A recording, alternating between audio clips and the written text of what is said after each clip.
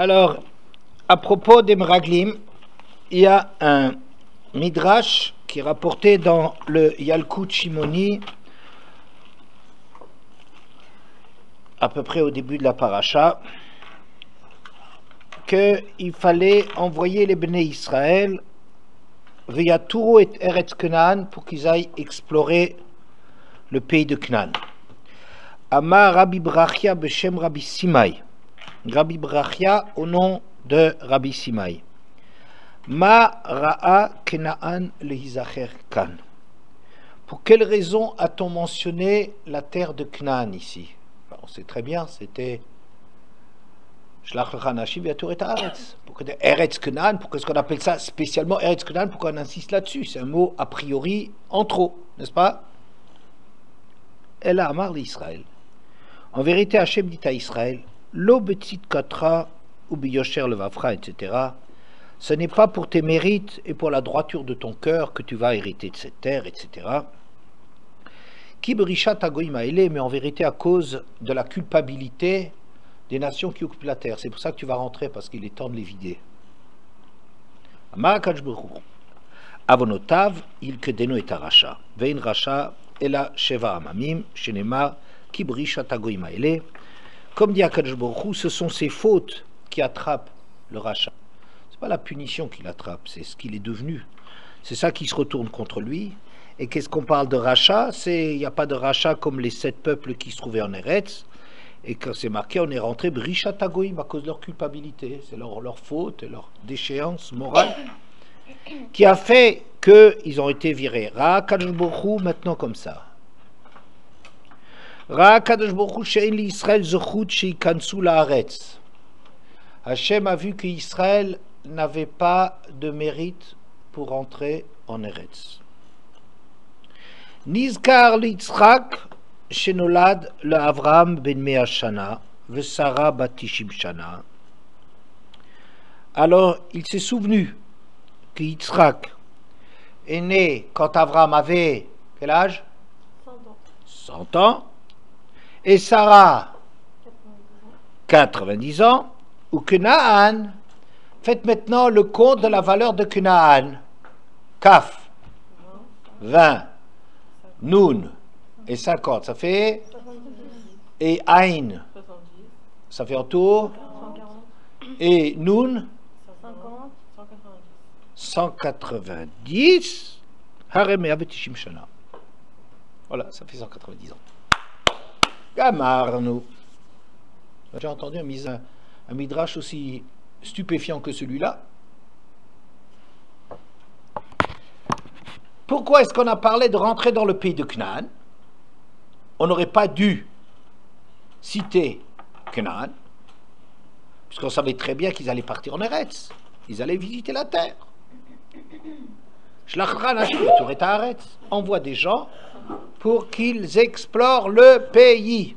Ça aurait été suffisant. Pourquoi on parle de Eretz Canaan? Parce qu'Hachem en vérité voit que c'est pas à cause de leur mérite qu'ils vont hériter la terre, mais à cause de la culpabilité des nations. Ça veut dire que c'était le moment d'évacuer les 7 peuples qui ont fait déborder le vase, et ils ont fait tellement d'avérotes que c'était le moment de les évacuer, mais ça ne suffit pas encore pour entrer en Eretz. Oui. Alors qu'est-ce qu'Hachem il a fait? Il a tenu compte de ce que Yitzhak est né quand Avraham avait 100 ans et Sarah 90 ans, ça fait 190. Ah, Canaan, ça fait 190 aussi. Donc on va rentrer en Canaan grâce à Yitzhak qui est né à 190 ans. 190.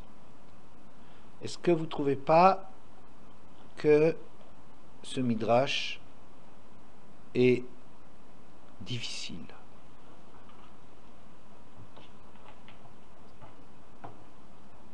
Il faut s'habituer, quand on voit un texte, à s'étonner, à être capable de s'étonner. Le texte, il n'a pas peur des questions qu'on lui pose. Mishemet Rabbi Akiba Batla Kvoda Torah. Quand Rabbi Akiba est mort, on ne savait pas qu'est-ce que c'était le kavod de la Torah. On n'a plus su pourquoi.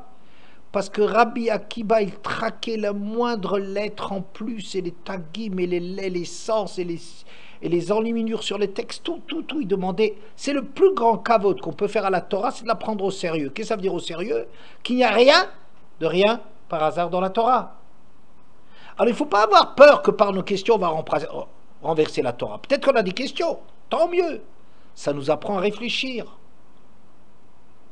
Ça nous amène à réfléchir. Il ne faut pas avoir peur pour le texte. Le texte est très fort. Le kavod de la Torah, c'est d'oser de poser des questions. Ah maintenant, on a peut-être peur. On se dit, mais si moi je vais poser mes questions, oh là là, la Torah, qu'est-ce qui va tomber? C'est pas vrai ça. Le kavod de la Torah, c'est de réfléchir dessus.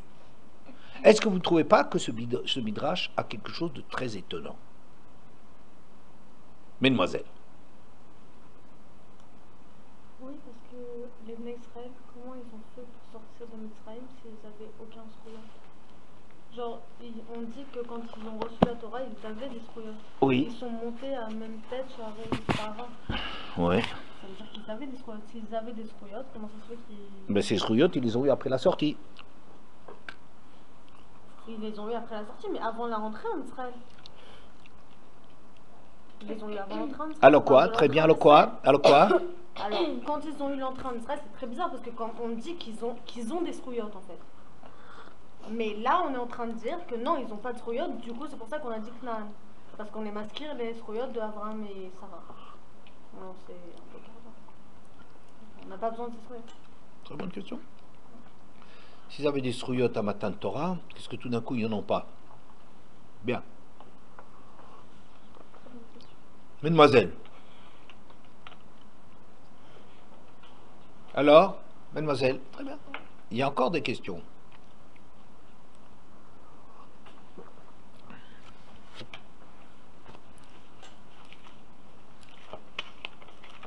Non? Vous avez déjà entendu un coup si ridicule que le fait de faire Kenan, c'est Kaf plus Nun plus Aïn plus Nun, ça fait 190, et 190, c'est l'âge d'Avram et l'âge de Sarah à la naissance d'Yitzhak.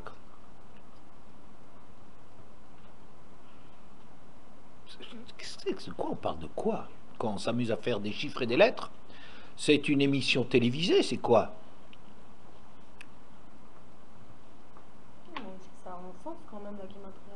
Comment? On dit que ça a un sens, la guématria. Peu importe que la guématria a du sens ou pas, le problème c'est quand on parle de sens, ça veut dire c'est des choses qu'on arrive à comprendre. Mais ce truc-là, il n'avait rien à dire, c'est des Knan, 190. Je ne sais pas pourquoi Knan il est dans ce texte-là, il y a Torah Teretz Knan. Qu'est-ce qu'on fait avec ce Knan? Alors Rabbi Berachia au nom de Rabbi Sima, il dit parce que Knan ça fait 190, c'est parce qu'ils n'ont pas de mérite. Alors, c'est Avram plus Sarah. Moi j'aurais dit comme ça. Si c'est une question de mérite, qu'ils n'ont pas assez de mérite, alors fais ce route à vote. Fais ce route à vote. Qu'est-ce que ça veut dire ce route à vote? Eh bien, on a toujours dit, si nous on n'est pas assez grands, éloquez-nous, mais éloquez à voter nous. Si ça ne suffit pas, éloquez-nous, eh bien, éloquez à voter nous. Et combien de fois que la Torah a dit, va escor et briti Yaakov, va être briti Israël, va être briti Avraham, escor. Va arrêter escor. On se souvient des mérites des Avot, éloquez Avraham, Yitzhak, Yaakov, tout le temps on dit ça. Maintenant, on va faire une espèce de gamin. On te dit même pas de se souvenir des Avot, mais encore plus que ça. On ne dit même pas que tu te souviens du mérite de Yitzhak. Si déjà tu parles de Yitzhak, alors parle de Yitzhak. Yitzhak, il a quand même des mérites. Akedat Yitzhak, c'est un moment dans l'histoire du monde. Mais non, c'est pas l'Akedat Yitzhak qu'il faut. Il ne faut pas se souvenir du srout particulier de Yitzhak par rapport au Havot d'être un korban. Non, c'est de sa naissance. Eh ben, dis donc. Oui, parce qu'avec la naissance, tout commence. Genre, s'il n'était pas né, ben, il n'y aurait rien eu. Souviens-toi qu'il est né, souviens-toi qu'Avram est né, souviens-toi que Yaakov est né. Mais... Même Akedat Yitzhak, c'était la Nisayon de Abraham. Comment? Le Akedat Yitzhak, c'était le Nisayon de Abraham. Ça, c'est une bonne remarque, mais c'est pas vrai. Bon, on dit comme ça, c'est un équivalent de ça Abraham, pas Yitzhak. Non, c'est vrai. Tout à fait. Vous avez bien compris ce que je vous ai dit, il ne faut pas avoir peur des questions. Mais c'est deux choses différentes. Qu'on appelle Va Elohim Nissa et Avram, qu'Hachem a mis Avram à l'épreuve, et on ne parle pas Yitzhak. Qu'on dit à Sarah Nisionot Nissa c'est Avram, c'est tout à fait vrai. À part ça, il y a un mérite de folie de Yitzhak, puisque tu sais bien que Yom Kippour, pourquoi est-ce qu'on sonne du chauffard? C'est qu'à cause de Yitzhak. Donc il y avait aussi des mérites d'Yitzhak. Alors tu peux te dire, mais pourquoi c'est Avram qui a été testé là-dedans? Peu importe. C'est une très bonne question, mais ce n'est pas le moment maintenant. Je veux seulement dire, Yitzhak avait un mérite extraordinaire, c'est Akedat Yitzhak. Et même si Avram, il a un mérite extraordinaire, mais Yitzhak, c'est sûr qu'il a beaucoup de mérite. Si tu veux parler du mérite Yitzhak, parle de Yitzhak. Il y a beaucoup de choses à dire. À part Akedat Yitzhak, qui est le moment le plus extraordinaire de sa vie, peut-être. Mais il y a plein de choses pour Yitzhak extraordinaires. On pourra t'en citer des tas. Mais si tu veux regarder, si tu veux te souvenir, parce qu'ils n'ont pas de mérite, alors qu'est-ce que ça veut dire? Que tu vas dire que il est né quand Abraham il avait 100 ans et Sarah il a 90 ans, donc 100 ans plus 90 ans, ça fait 190, ça fait Knan. Mais enfin, franchement, c'est pas comme ça qu'on fait des codes, même si les codes, ils ont du sens. Mais il ne faut pas raconter n'importe quoi. Qu'est-ce que ça veut dire n'importe quoi? Ça veut dire des choses qui n'ont aucun sens pour nous. Je ne dis pas que le texte, le Midrash, même si on n'arrive pas à l'expliquer, les gens qui l'ont écrit sont des gens qui savent ce qu'ils ont dit. Mais si tu commences comme ça, tu réfléchiras jamais à la Torah parce qu'ils sont de toute façon d'un grand niveau. Maintenant, le problème, c'est de savoir ce que ça veut dire pour nous. Je veux dire, cette chose-là, elle ne veut rien dire. Tu rajoutes des pommes et des poires et tu vas avoir des kilos de cacahuètes. C'est quoi cette histoire-là? Tu veux te souvenir des srouillottes, des mérites, pas des srouillottes des avot. Tu veux parler seulement de Yitzhak, je ne sais pas pourquoi, il faudrait le dire, mais parle de Yitzhak, parle des mérites de Yitzhak, parle pas de la naissance de Yitzhak. Parce que ça fait 190, ça fait... Ok? Est-ce que vous voyez le problème? Bien. En vérité, je vais vous lire un petit peu dans Parashat Ekev,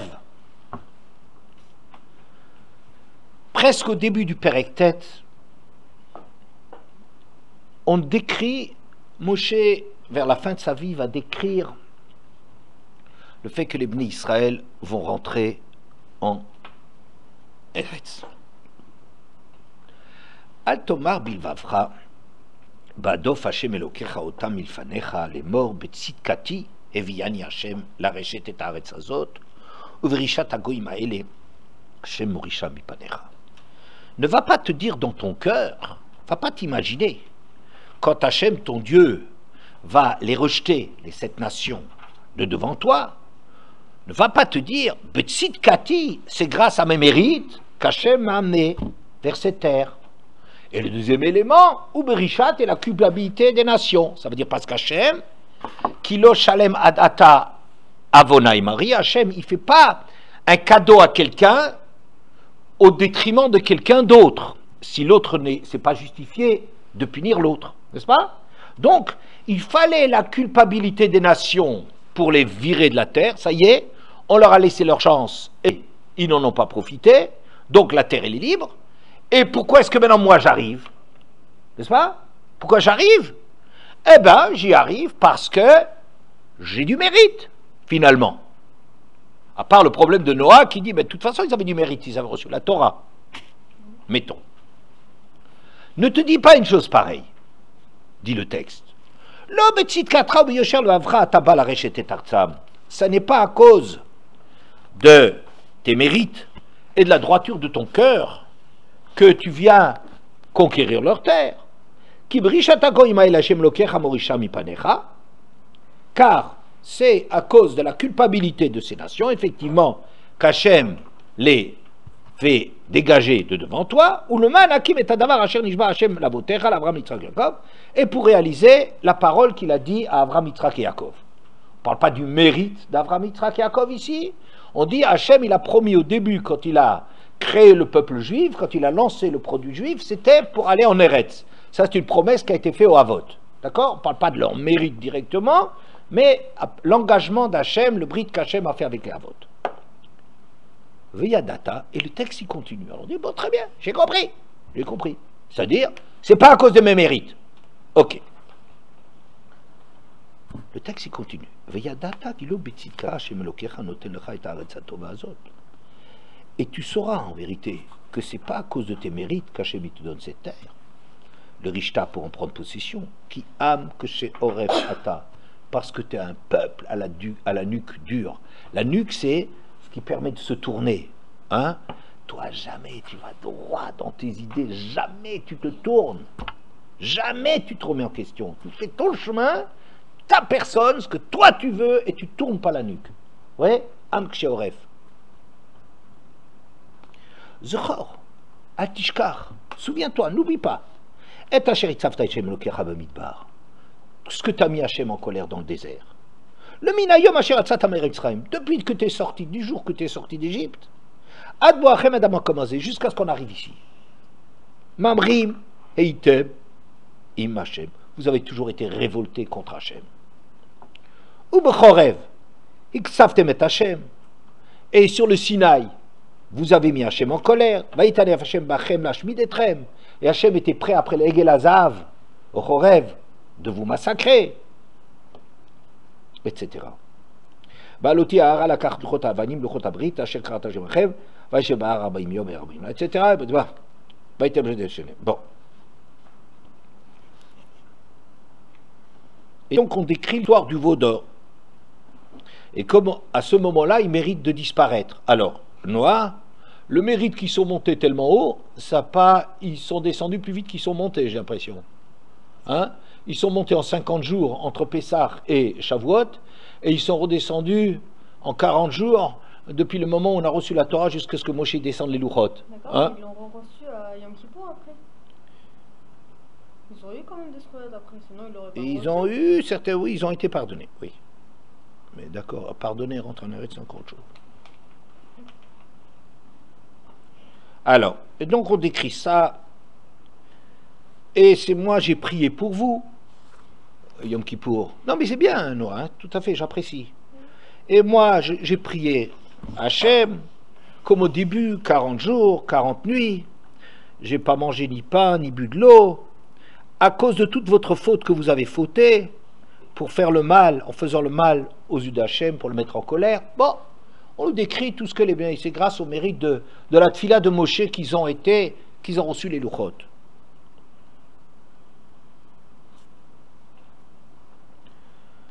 Uve Tavera, Uve Massa, Uve Kivra Tatava, Maktifim et Temat Hachem. Et tout le temps, toutes les étapes ensuite. À Tavera, à Massa, Kivra Tatava, constamment. Vous avez mis Hachem en colère, c'est que l'histoire, elle est du désert, elle est tout le temps des révoltes, des révoltes, des révoltes. Uvishua Hachem et Tremikadesh Barnea, et les explorateurs. Mamrim, Heitem, Imachem, Miyom, Datietrem. Vous êtes des révoltés avec Shem depuis le jour que je vous connais. D'accord? Qu'est-ce qu'on insiste tellement lourdement?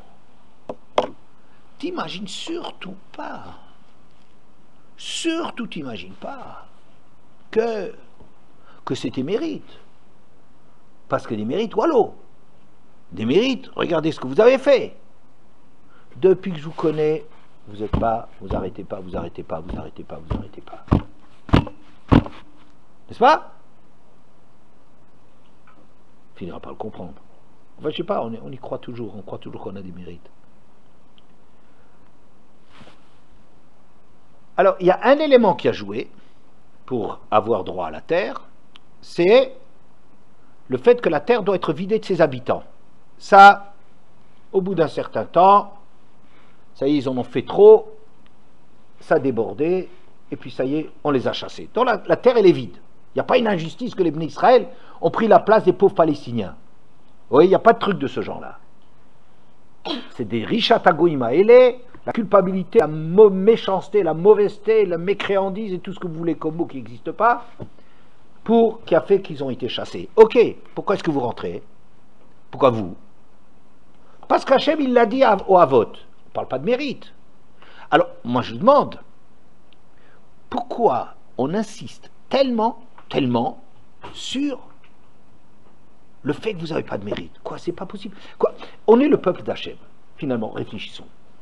On est le peuple d'Hachem. On a fait deux choses dans l'histoire, à mon avis. Que quoi que ce soit qu'on puisse reprocher au peuple juif, personne ne nous vient à la cheville. Il faut le savoir. Parce que la Torah, elle est pleine de reproches. Pourquoi? Parce que des parents qui se soucient de l'éducation de leurs enfants, il faut qu'ils soient soucieux, il faut que tout le temps, ils veulent faire avancer leur enfant. quand on aime bien quelqu'un, quand on aime vraiment quelqu'un, on se soucie qu'il réussisse sa vie. On est derrière, on l'aime, on se préoccupe de lui, on lui demande encore. On veut qu'il exprime toutes ses potentialités, toutes ses qualités, tout son becoir, qu'on les réalise, n'est-ce pas? On est. Mais enfin, Hachem, il n'a pas choisi le peuple juif pour rien. Moi, je dis, il y a deux choses que jamais, jamais, on pourra nous enlever. Un, c'est Nas et Vinishma. Nas et Vinishma, il n'y a personne qui fait une chose pareille. De se soumettre, de dire, on va faire, et on se met de côté, après on comprendra. Mais on se soumet à toi. Bien qu'ils n'ont pas tenu ça. Ils ont fait les Egel Hazav. Mais Hachem, il avait proposé la Torah au monde entier. Il n'y a personne. Personne n'a accepté la Torah. Parce qu'accepter la Torah, c'est accepter quelque chose au-dessus de soi. Alors même si on n'est pas au niveau de rester à cette madriga, mais c'est une chose extraordinaire que personne n'a dit Naaseh V'Nishma. Ça c'est clair. La Torah a été proposée. Ça c'est une chose. À me dire, ah mais ils ne sont pas restés. Ils ne sont pas restés, d'accord. C'est vrai. Mais au moins ils ont un potentiel qu'ils arrivent à un certain moment de s'annuler devant la vérité de la Torah. Ça c'est une chose exceptionnelle. Une deuxième chose, un deuxième mérite qu'on ne pourra jamais leur enlever, ils ont accompagné, des millions de personnes ont accompagné Hachem dans le désert, par confiance pour Hachem, ils sortent hommes, femmes, enfants dans un Eretz Lo Zarua, un terrain inculte. Est-ce qu'on a déjà vu quelque chose de près, de loin ou de n'importe où que ça ressemble à cela? Alors vous allez me dire, mais dans le désert ils se révoltent. Oui, c'est juste, on n'arrive pas à rester à ce niveau, c'est vrai, parce que c'est trop dur. Parce que les Bnei Israël, c'était des malachim. Ils ont été des malachim 2 fois dans leur vie. Une fois, ils ont été des malachim qui se sont annulés devant la vérité de la Torah. Et ça, personne, aucune nation n'est capable de faire cela. Une deuxième fois, ils ont été malachs. Avant ça, disons, quand ils sont sortis dans le désert, c'est un suicide collectif de sortir avec toute leur famille, des millions de personnes, de faire confiance à Hachem, de sortir dans le désert. C'est fou, cette histoire-là. Personne ne s'approche de cela. Alors maintenant qu'on aille dire, ils ne sont pas restés, ils se sont écroulés, ils ont fait les Egel Hazav, ils sont tout le temps révoltés, tout ça c'est vrai. Mais ça veut dire qu'il y a au moins un désir dans les Bnei Israël, qu'il y a un moment où on arrive à être grand. Il y a une grandeur dans le clan d'Israël, et les autres ils ne l'approchent pas, ni de près ni de loin. On peut faire des reproches aux Bnei Israël, ils ont fait Egel Hazav. Oui, c'est vrai, les autres. Vous n'avez pas fait Egel Hazav, vous êtes restés tout le temps dans Egel Hazav. Vous n'avez jamais accepté quelque chose au-dessus de vous. Jamais. Des gens sont sortis dans le désert. Des millions de personnes dans le désert. Ils ne savent pas qu'est-ce qu'ils vont manger. Mais c'est extraordinaire, c'est extraordinaire. Alors qu'on arrête de nous dire, c'est pas ton mérite, il faut savoir, c'est pas ton mérite, t'es pas méritant, t'es tout le temps en train de te révolter. Mais pourquoi Hachem il dit les choses comme ça?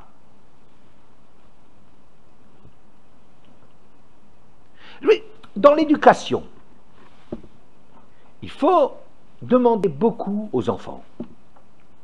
Pas l'éducation maintenant où tout est permis et tout ça, ça donne rien. Vous allez qu'à voir, la société qui est construite, c'est un vide total. Ils sont nuls, ils ne savent pas où ils vont, ils n'ont plus de valeur, ils ne savent rien dire, ils ne savent pas réfléchir, ils ont perdu complètement les pédales, le monde.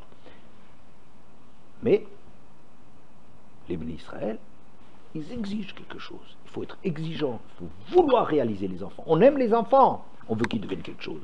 Ça, c'est aimer les enfants. C'est pas dire tu es un génie. Mais il y a une deuxième chose.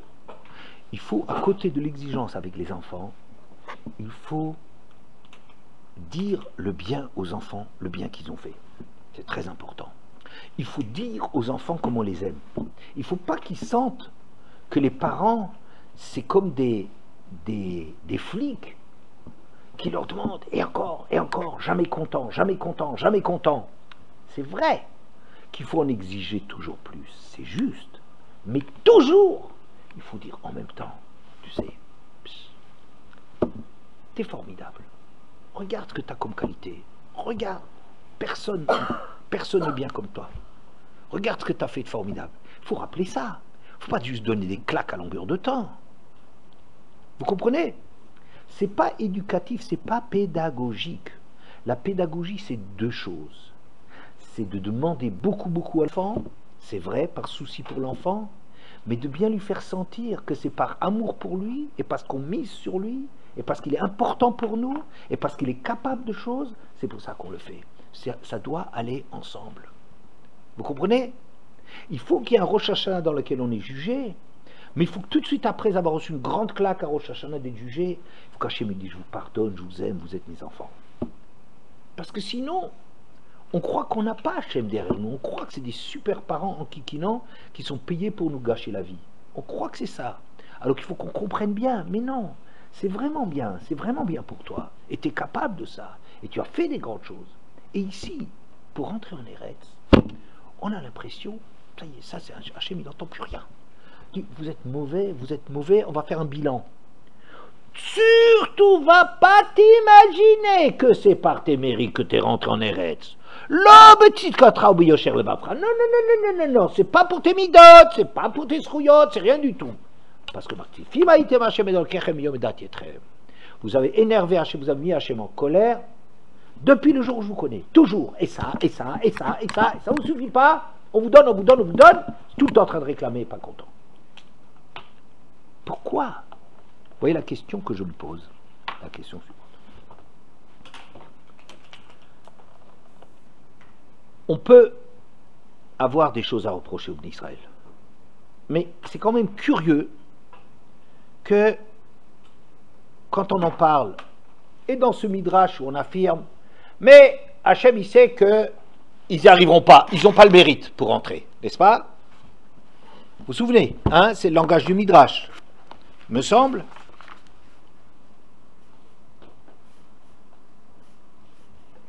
Elle a marre l'Israël, l'eau petit katrab yosher le vafra, etc. Kibri chatagoy, mamal comme abonatov yikedu, etc. Voilà. Ra, hakadosh baruch hu, et l'Israël zchuti kanshu laaretz. Ils n'ont pas de zchut pour ça. Pourquoi? Pourquoi on est tellement dur de surtout nous laisser aucune illusion sur nous-mêmes? Je dis ça, c'est pas chinouri. C'est pas comme ça qu'on éduque. On éduque en montrant. Je te juge à Rosh Hashanah. J'ai des exigences. Je te dis voilà, tu devrais arriver à ça. Regarde à quoi tu es arrivé. Mesure-toi à toi-même. Mais tout de suite derrière, on vient nous consoler. Tu sais, je t'aime et je te pardonne en vérité. Je veux pas ta fin. Je veux pas te punir. C'est pas du tout mon but. Il faut qu'il y ait un kippour qui aille avec Rosh Hashanah. D'accord? Alors les parents, ils paraissent exigeants. Si c'est des parents qui sont sérieux, ils sont exigeants. Mais il ne faut pas fermer les yeux sur la grandeur. Ici, Hachem ne tient pas compte de mérites extraordinaires que les Bnei Israël ils ont et que les autres ils n'ont pas. Oui, et Hachem il dit c'est pas pour ton mérite que tu rentres en Eretz. Pourquoi ça y est, l'obétit katrabi. On en fait comme si c'était un principe, c'est pas ton mérite. D'accord? Bien. Ça c'est un premier étonnement que j'ai de dire c'est pas du tout chinouchi ce qui se passe ici. L'attitude d'Hachem d'affirmer. Et dans le Midrash, et encore plus dans la Torah, surtout, sachez bien, et ne vous dites surtout pas que c'est votre mérite. Ok? On est d'accord? Une fois. Deuxième question, si c'est une question de mérite, vient au nom du mérite des Havot. Je sais que toi, tu n'as pas assez de mérite, mais grâce à tes ancêtres, tu as un grand potentiel, puisque tu viens d'Avraham, Yitzhak, Yaakov, qui sont des gens exceptionnels, et bien leur potentiel, tu as ce potentiel, et bien je te fais rentrer en Eretz sur le crédit, je te fais crédit, vous comprenez? Parce que j'ai des garants là derrière, parce que j'ai quelqu'un qui a signé que si l'enfant il paye pas, son papa il paye derrière. Alors on aurait dû dire, c'est le mérite des Havot, il est grand, mais c'est pas ça qu'on dit non plus. On dit, dans le texte de la Torah, parce que je l'ai dit aux Havot, on n'a pas parlé des mérites des Havot. Ils en ont certainement, énormément. Mais ici, on ne parle pas de mérite des Havot. Ok? Bien. C'est la deuxième question. Pourquoi on ne parle pas du mérite des Havot? Sinon, on n'en a pas. Pourquoi tu me le dis comme ça, sans parler de ce que je sais faire? Et même si tu dis que je n'ai pas assez de mérite, parle du mérite de mes parents. Non. Troisièmement, si tu vas regarder le mérite de Yitzhak, si c'est à cause de Yitzhak, alors, qu'est-ce que c'est cette histoire de la naissance de Yitzhak à 100 ? C'est pas non plus des mérites. C'est des guématriotes qu'on ne sait pas ce que c'est. Est-ce que vous êtes d'accord avec moi? C'est ça les trois questions que j'ai sur cette paracha. Hein? Et malheureusement, le mérite qu'ils ont au Sinaï, ils le perdent plus vite qu'ils le... Bon, ok? Bien. Je vais avancer. Il y a une Gemara dans Shabbat Sadeh Dalet qui présente une discussion entre les Chachamim. Si quelqu'un, vous savez, quand on fait Hotsa'a, qu'est-ce que c'est Hotsa'a? Voilà, on sort un chefetz du Rshut HaYachid au Rshut HaRabim, ou du Rshut HaRabim au Rshut HaYachid, ou on le porte Arba Amot dans le Rshut HaRabim, n'est-ce pas? Bien. Alors on dit ici, si quelqu'un va transporter quelqu'un de vivant sur un brancard, il est patour même sur le brancard, parce que le brancard ne fait que l'aider à ce qu'il fait. L'essentiel, c'est de transporter ce chai, dont on va tout de suite parler. D'accord? L'essentiel, c'est de le transporter. Eh bien, il est patour même sur le moyen de transport, parce que le brancard, c'est quelque chose de tafel, de secondaire. L'Emam Matitin Rabbi Natani, a priori, on croit que ce texte-là, il faut l'attribuer à Rabbi Nathan, velo Rabbanan, et pas les Chachamim. Pourquoi? De Tanya, parce qu'il y a un texte qui dit Hamotzi behema chayav of lirshut harabim ben chaim ben shchutim chayav. Les Chachamim disent que quelqu'un qui sort un animal mort ou vivant, il est chayav, ça s'appelle porter. Rabbi Nathan Omer al shchutin chayav val chaim patour. She'achai noseh et atzmo. Rabbi Nathan il fait une distinction et dit s'il s'agit d'un animal mort, d'accord, c'est un poids mort, donc il transporte quelque chose. Que ça s'appelle le cadavre d'un animal ou transporter une chaise, c'est exactement la même chose, d'accord? Mais sur un animal vivant, Rabbi Nathan dit on n'est pas tour. Pourquoi? Achai noseh et atzmo. Comment vous traduisez Achai noseh et atzmo? Il se porte lui-même, ça veut dire tu n'es pas toi à faire toute la chose, tu n'es pas en train de sortir, parce que même sauf s'il est attaché et ligoté sur ce brancard, donc il ne peut rien faire, mais il y a comme ça dans quelque chose de vivant, c'est pas un poids mort, ok? Je ne rentre pas dans le détail. Amarava, afilu teima rabbanan. Il dit peut-être ce texte-là qui dit qu'on est quitte quand on transporte quelqu'un de vivant sur un brancard, oui, on n'est pas tour même sur le brancard, agave, par le biais de la personne, du rail qu'on transporte, ben ça les chachamim peuvent être d'accord. Atkan lo pligé rabbanan el de Rabbi Nathan et la bébéma, parce qu'en vérité, là où les chachamim ils discutent avec Rabbi Nathan, ils ne sont pas d'accord avec lui, eux ils disent que quand il y a un animal qui est vivant, lui il dit tu n'es pas chayav là-dessus parce que chay noseh tatzmo. Le vivant, ça se porte lui-même. Tu fais pas tout, tu transportes pas. C'est pas un poids mort. C'est pas un objet que tu déplaces, n'est-ce pas? On est d'accord? Parce que il y a une vie. Vous voyez, un poids mort, vous le sentez, par exemple. Transporter quelqu'un de vivant de mort, c'est un autre sentiment. C'est un autre sentiment. Un poids mort, c'est. Non, mais un poids mort, ça a des différences même de kilos. Est-ce que c'est vrai ça? Oui. Quand tu mettrais quelqu'un sur une balance quand il est mort? Oui, il pèse plus. Parce que quand on est vivant, en fait, on a un truc, on se tient. C'est comme ça. Vraiment. Même les médecins, ils ne savent pas comment expliquer. Ça m'intéresserait cette histoire de savoir si c'est une histoire de la façon de le porter ou du poids. Normalement, on est en train de parler de poids, comme tu dis, mais je ne suis pas sûr que quelqu'un qui est mort, il pèse plus quand il est mort. Bon, Pour le porter, oui. Hein, pour le porter, oui. Même quelqu'un qui est vivant, pour le porter, par exemple, il est allongé, pour le porter, ça pèse. Si tu dis que ça pèse pas plus, c'est pas la même chose. Oui, quand il dort. Quand il dort, il pèse plus lourd. Oh, très bien. Alors, est-ce que tu appelles ça plus lourd du point de vue du poids sur la balance quand il dort? Ou bien simplement qu'il a de l'énergie et c'est ça qui fait qu'il est léger? Parce que s'il était vivant et il dormait, ou bien vivant et attaché, tu es oui chayav, comme si tu as un poids mort, puisqu'il t'aide pas.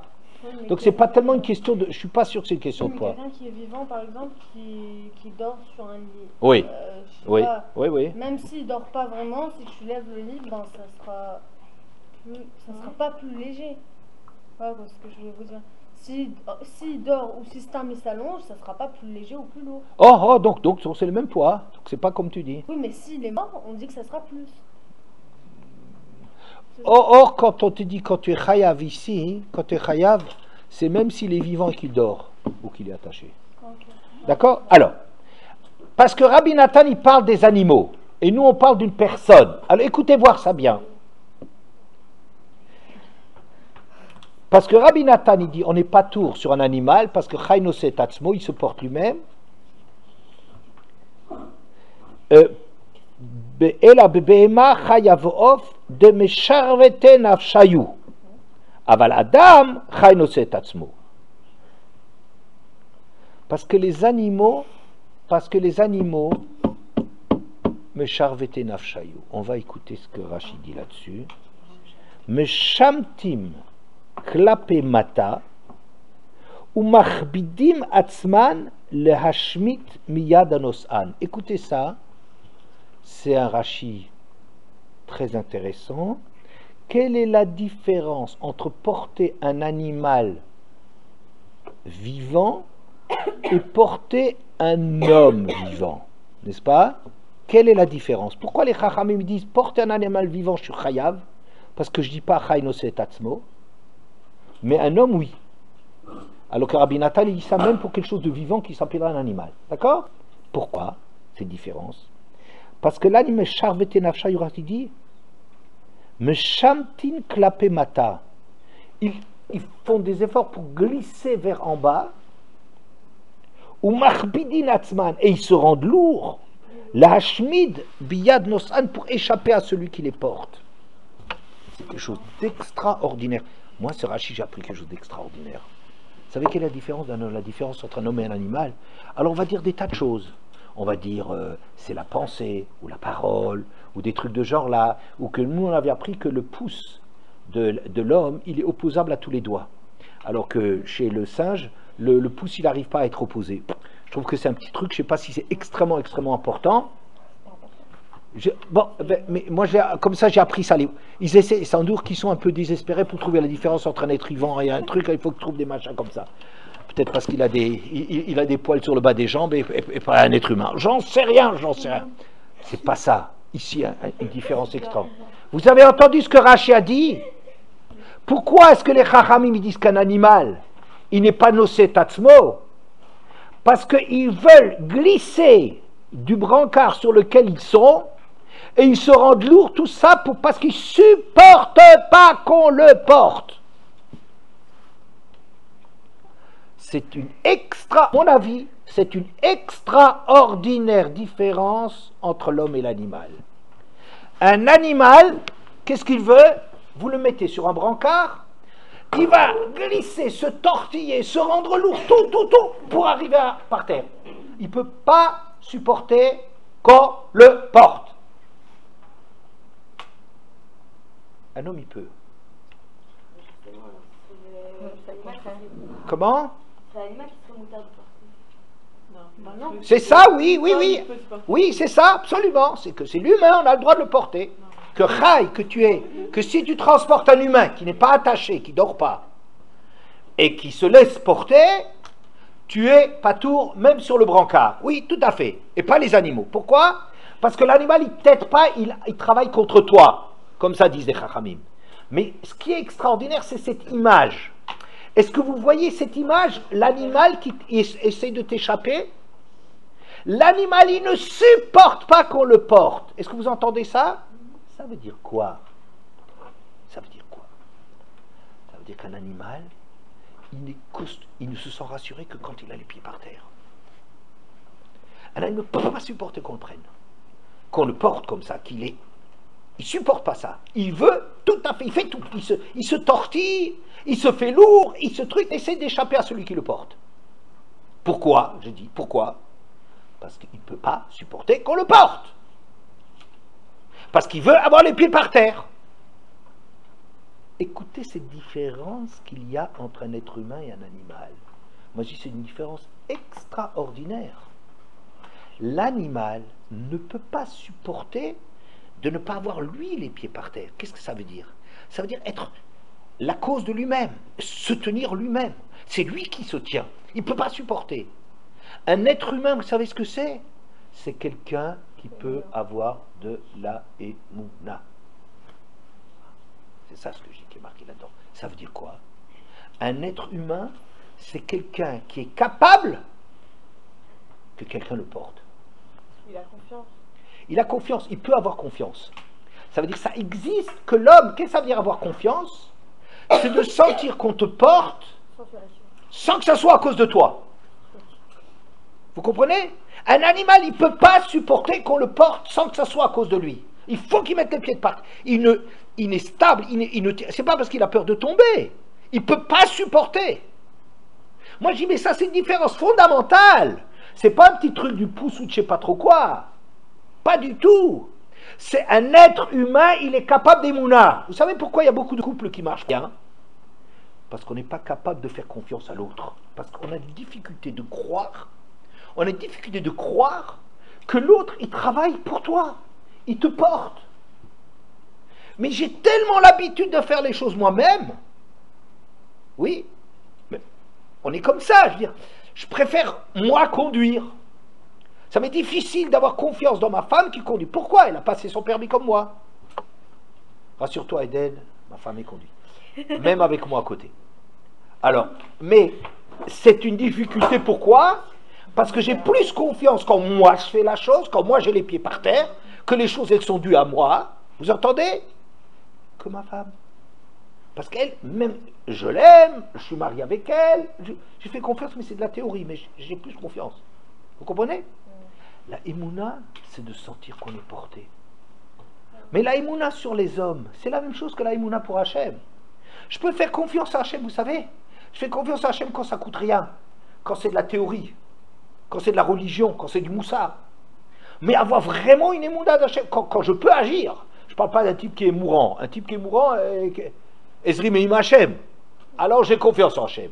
Mais tant que ça va, tant que j'ai l'impression que moi je peux le faire, c'est très, très, très difficile de s'abandonner, d'avoir confiance que tu es porté par.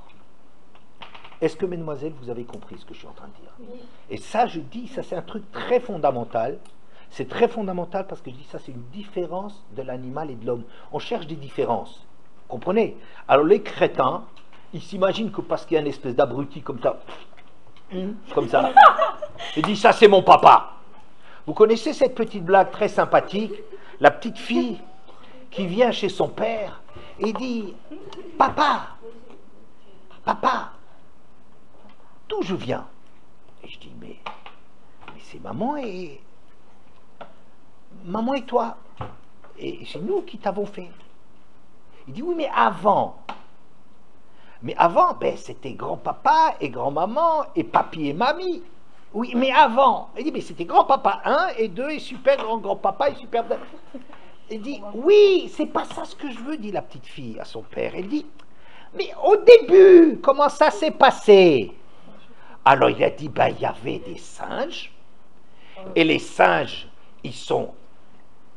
ça a mis longtemps, les singes, ils ont descendu de l'arbre, ils ont perdu leur poil, ils ont après l'appareil à raser. Bon, alors, et alors, maintenant, voilà, et après, ça donnait comme ça des papas et des mamans.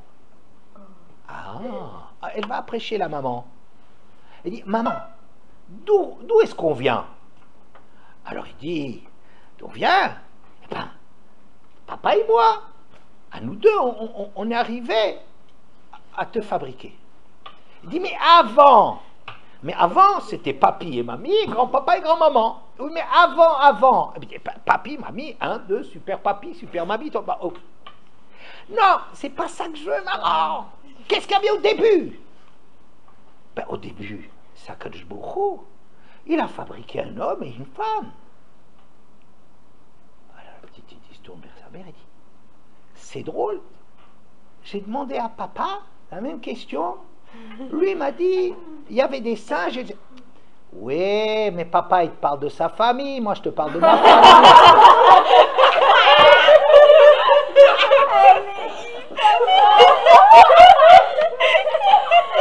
Oui.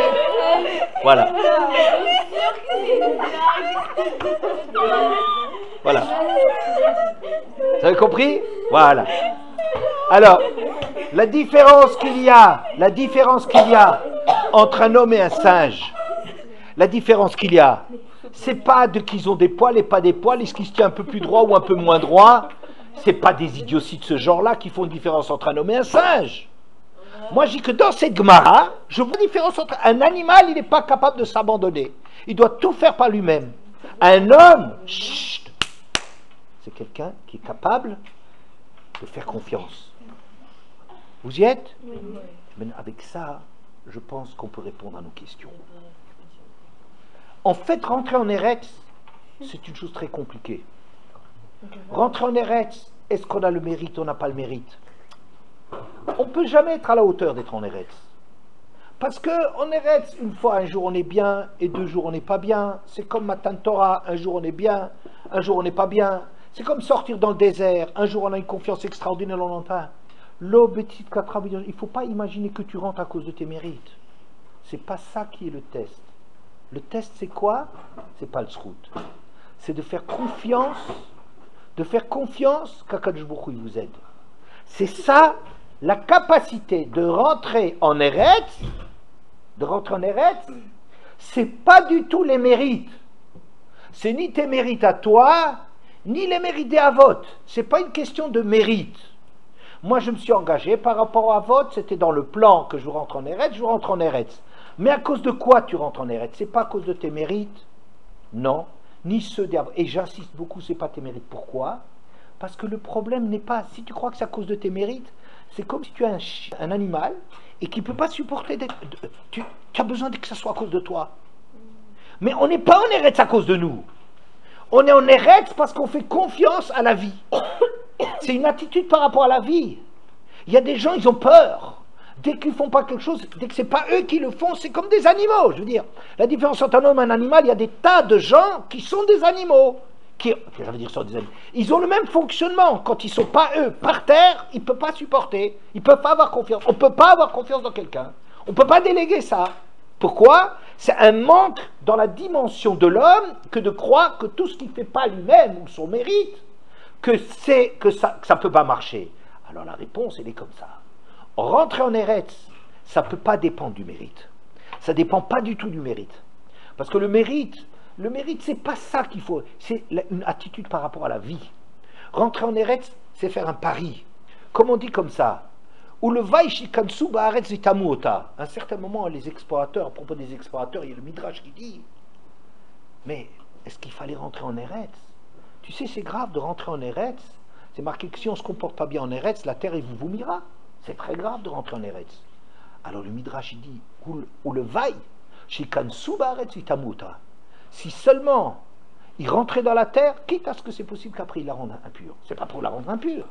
Ça veut dire pour dire, il faut qu'il parie sur la vie. Il faut qu'il parie sur le fait qu'Hachem il va les aider. On n'est pas à la hauteur de la vie. On est bien, on n'est pas bien, on a des hauts et des bas de toute façon. On n'est pas, mais c'est pas ça qu'il faut faire confiance à Hachem. Ou il faut faire confiance à la vie. Vous voyez, c'est des choses là, mais il faut confiance au monde. Il faut faire. C'est pas qu'il n'y a pas de critique. Mais l'attitude qu'il faut pour avancer dans la vie, c'est de faire confiance, d'être un être humain, d'imaginer qu'on est porté. Et c'est pour ça que le Midrash, il affirme, il dit, c'est sûr, ne crois pas que c'est à cause de tes mérites. Je ne dis pas, c'est pas parce que c'est le problème. Est-ce que les mérites sont... Est-ce qu'Hachem, il veut nous descendre et dire qu'on n'a jamais eu de mérite? Non, c'est pas ça. Mais il veut nous dire que rentrer dans la vie, de sortir du désert où tu es nourri, c'est comme un gosse, qu'on fait tout pour lui. Pour affronter la vie, en vérité, il faut avoir confiance dans la vie. Ça, c'est la première mida. Fais confiance. La imuna dans Akadosh Baruch Hu, c'est faire confiance. Il y a quelqu'un à côté de toi, tu n'es pas seul dans la vie. Le problème n'est pas les mérites. Il ne faut surtout pas croire que c'est les mérites, sinon tu te plantes. Sinon, tu es comme un animal qui a besoin d'avoir les pieds par terre. Est-ce que vous comprenez ça? Ah, maintenant, je continue. Et c'est pour ça qu'on ne cherche pas d'autres mérites que les Bnei Israël. Mais les Avot, ils ont du mérite. Non, c'est pas ça. Mais quoi? Comment tu rentres en Eretz Canaan? Par le mérite de Yitzhak. Pas le mérite de Yitzhak. C'est pas marqué le mérite, c'est marqué il s'est souvenu. Il a tenu compte de Yitzhak qui est né à 100 ans et 90 ans. Ça veut dire quoi?